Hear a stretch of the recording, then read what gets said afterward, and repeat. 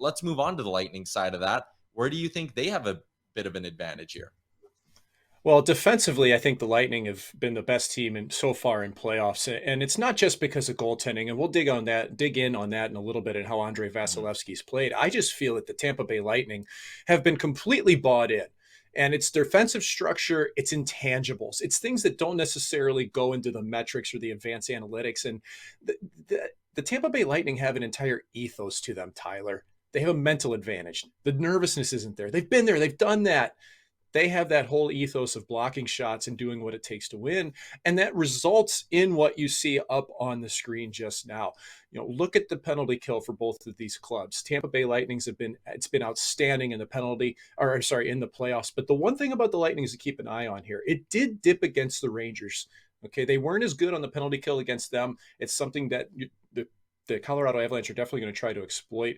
And Colorado's been pretty good on the kill as well. They were really good against Edmonton. So you want to see how that matches up against Tampa Bay. But 5-on-5, this is it, Tyler. 5-on-5, Tampa Bay has been unbeatable in the postseason. They've only allowed 24 goals against in 17 games. When you compare that to Colorado, who's allowed 29 goals in 14 games, you see that stark difference. And I think that lineup, especially when you look at the Cirelli line with Killorn and Hagel's been there as well, and Nick Paul, some of these additions, they've been so good defensively when matched up against the best players on the other team. Cirelli's line shut down Zibanejad. Will he be able to do that against Nathan MacKinnon and company? That's what we need to find out. It's going to be a tough matchup, but I think it's something that Colorado has yet to face outside of the St. Louis series. So when you combine those two, I think the intangibles, defensive structure are in Tampa Bay's favor, but the penalty kill is wild card for either team.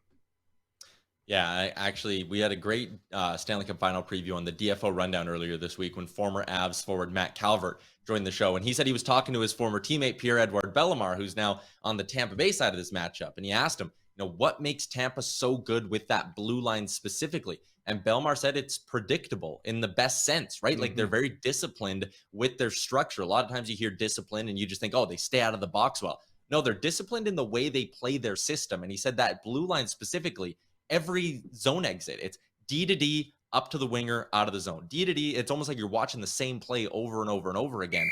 And, Colorado's going to forecheck harder than, maybe any opponent Tampa Bay's faced has. But that D is going to be so important for Tampa Bay, like not letting Colorado keep pucks in their end and just keep the play moving out of their zone. The D for Tampa is a huge edge for me. It is, and it's also how Tampa Bay's gotten better throughout each series. Their game has progressed, which to me shows that they're a quick study, they're quick learners, and they take everything that John Cooper's telling them and they put it into action. That is an intangible that not every team has.